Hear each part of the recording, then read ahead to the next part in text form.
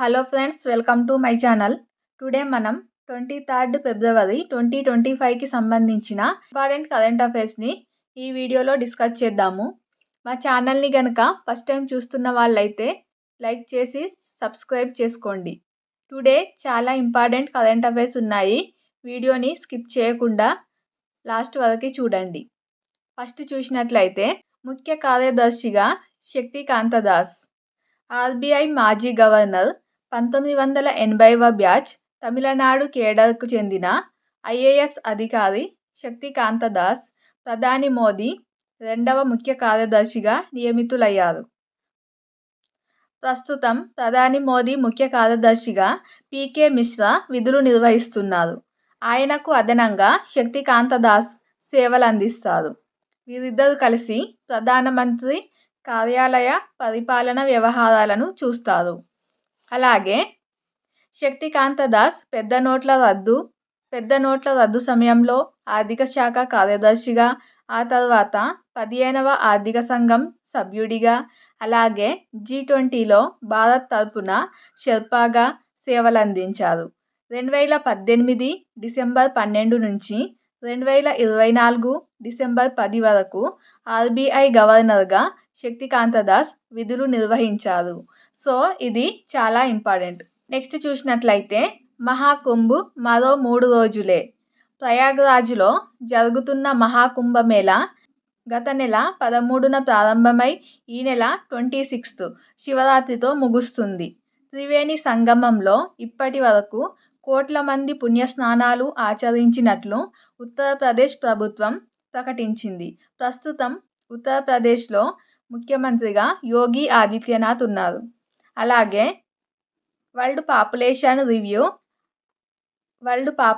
Review ప్యూ research సంస్థలు భారతదేశ జనాభా 143 కోట్లు కాగా అందులో 110 కోట్ల మంది సనాతన ధర్మాన్ని ఆచరిస్తున్నట్లు వెల్లడించాయి.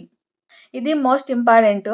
మహాబలశాలి మయోరానా శక్తివంతమైన క్వాంటమ్ కంప్యూటర్ను త్వరగా అందుబాటులోకి తెచ్చే దిశగా మైక్రోసాఫ్ట్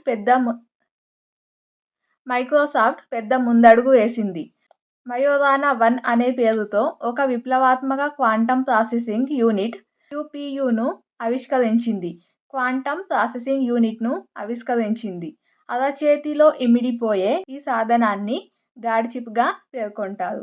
టోపో కండక్టర్స్ అనే కొత్త రకం పదార్థం వల్ల ఈ ఆవిష్కారం సాధ్యమైందని మైక్రోసాఫ్ట్ CEO సత్య నాదెల్లా పేర్కొన్నారు. కొత్త క్వాంటమ్ కంప్యూటర్కి సంబంధించిన ఒక చిప్ని ఆవిష్కరించడం జరిగింది. దానిని గాడ్ చిప్గా పేర్కొంటారు. సో ఎవరు ఆవిష్కరించారు అంటే మైక్రోసాఫ్ట్ CEO అయిన సత్య నాదెల్లా. అలాగే నెక్స్ట్ చూసినట్లయితే కేంద్ర ప్రభుత్వ పథకాలలో భాగంగా అన్ని కాంపిటేటివ్ ఎగ్జామ్స్లలో వీటికి సంబంధించిన క్వశ్చన్స్ వస్తాయి. ఇది most important topic. PM Kisan.